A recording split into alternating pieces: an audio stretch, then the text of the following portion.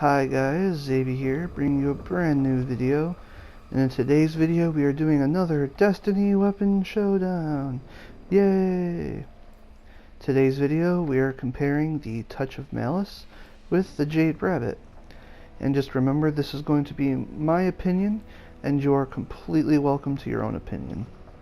So let's quickly get started comparing these two awesome scout rifles. Now if you remember, I did do a Destiny Weapon Showdown with the Jade Rabbit and the Boolean Gemini, in which my opinion the Jade Rabbit was just a bit better than the Boolean Gemini, even though the Boolean Gemini is still a great exotic scout rifle. So I'm going to leave the Boolean Gemini out of this battle, and just have the Jade Rabbit compared with the Touch of Malice. So let's just compare their main stats here real quick. Now the rate of fire is much higher, basically double the Jade Rabbit's. And that's because the Touch of Malice acts a little bit more like an auto rifle, while the Jade Rabbit is kind of like a mini sniper rifle. And it's a good thing for both of them because they both work really great in their own ways. Now the impact is much greater on the Jade Rabbit than the Touch of Malice, which again is because the Jade Rabbit is more like a sniper, while the Touch of Malice is more like an auto rifle. The range is higher than the Jade Rabbit for the same reasons I just said, but the stability on the Touch of Malice is better than the Jade Rabbit, and this is also with my perks. Each of these have the perks that I personally think are the best on each one. And then the reload is higher on the Jade Rabbit, but the magazine size on the Jade Rabbit is lower than the Touch of Malice, but they both practically can have infinite ammo. So quickly, let's go over the Jade Rabbit first real quick. I'll leave the full reviews of each of these weapons in the comments below, so check those out. We're just going to go over these real quick. The main perk of the Jade Rabbit is the Fate of All Fools.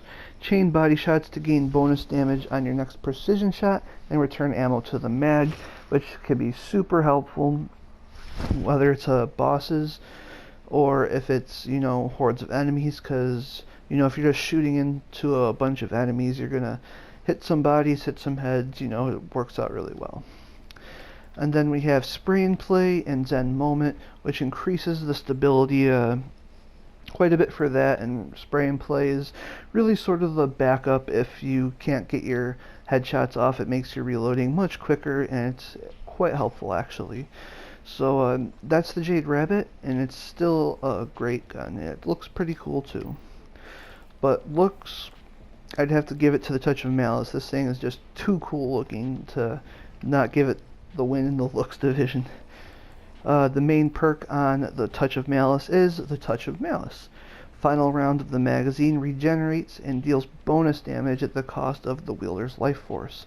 What this does, it pretty much gives you infinite ammo. You lose a little bit of your control, but you can control it still pretty easily. But you do extra damage, but you lose some of your life. So you have to be really careful with that, or you're going to get yourself killed.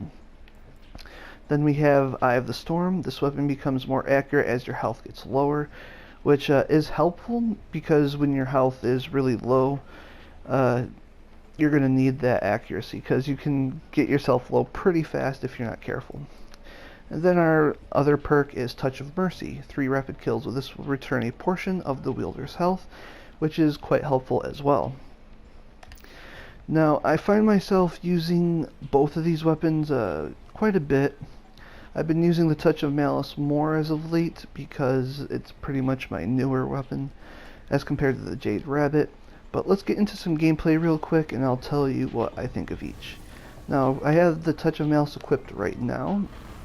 This acts a little bit more like an auto rifle, but in a scout rifle form. And it's super helpful. As you can see, it takes down these guys pretty quick. I know they're pretty low, but the kill time on this is quite good. You can drop enemies really fast with it. I do, however, wish that the reload was a little bit faster. I mean, I can't complain about the reload too much because it really isn't that much. He just drops it and then puts it back in, and it's pretty fast the way it reloads. but I would like it a little bit faster because I feel like I need to reload a lot with this, because you're not going to always want your health really low and get that. Even though it's extra damage to the enemy, you're going to want to really be careful, because as you can see, it's ticking down my health as I shoot. But this becomes really, really helpful, especially in the raids. This has actually become my go-to exotic for raids for the biggest portions of it and the important parts like the bosses. So this is a great weapon. It's a fantastic weapon to use, and I really like it. And it's harder to get than the Jade Rabbit, well, potentially, because you can get this one in a quests, as compared to the Jade Rabbit is just RNG. Now let's quickly equip the Jade Rabbit. Now this one's a little bit more like a sniper rifle to me. As you can see, it's got a slower rate of fire, but that's how most of these work anyway.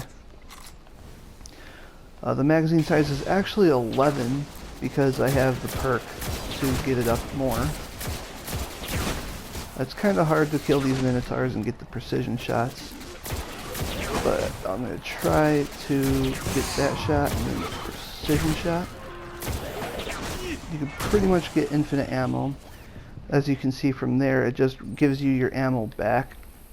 As you can't get the criticals, you have to hit their bodies and chain that to, you know, get more damage and ammo with your next precision shot, which is super helpful.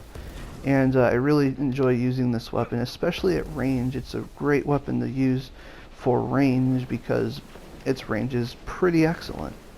And you're pretty much always going to get your shot in because there's not too much ever to...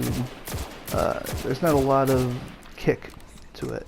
And the kick that there is there, it always kind of bounces back to where it's supposed to be. And paired with Zen Moment is super helpful. And as you can see, this is a very accurate weapon, and it's a great scout rifle, and it's always going to be a really great one.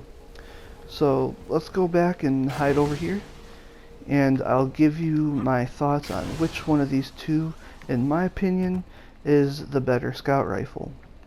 Now this is really hard for me, because making this video, and before making this video, I knew I really wanted to compare these two once I did get the Touch of Malice, and I had such a hard time deciphering between the two because I love my scout rifles and they're both great scout rifles. I mean the Touch of Malice does act a little bit more like an auto rifle, but they're such great weapons, and I have such a hard time picking between the two because they both work so differently. So I was trying to think, which one of these do I wind up using more often than the other? Which one do I normally use in the important situations, such as the raids or even strikes on the bosses? Which one do I go for more often? And the answer for me is the Touch of Malice. And it's not just because it's a 310 weapon, it's just because the Jade Rabbit, you have to get the body shots before you get the precision shots, which sometimes can be a little bit difficult, while the Touch of Malice, you can keep shooting and shooting and shooting, and as long as you're careful with it, which I'm normally a pretty cautious player when I'm doing these, for me, the Touch of Malice, you know, you can just keep getting those shots off, and you don't have to worry about the body shots or missing, because you know, it just keeps going and going and going. And that's why I personally will have to pick the Touch of Malice, being the better scout rifle, over the Jade Rabbit. Now, the Jade Rabbit is still an amazing weapon. I still love to use the Jade Rabbit. But where it counts, more often than not, I've been choosing the Touch of Malice. And again, not just because it's a 310, and the Jade Rabbit's a 306, which is still pretty high. It's just Touch of Malice comes in a little bit more handy more often. Alright guys, thank you for watching my video. What is your opinion on the subject? Do you like the Touch of Malice, or do you prefer the Jade Rabbit over the Touch of Malice? Or are you like me, I'm kind of torn between both of these weapons, but I love them both, and I really just had to pick one over the other. So again guys, thanks for watching. If you like my videos, please subscribe, and you all have an awesome day. See you next time.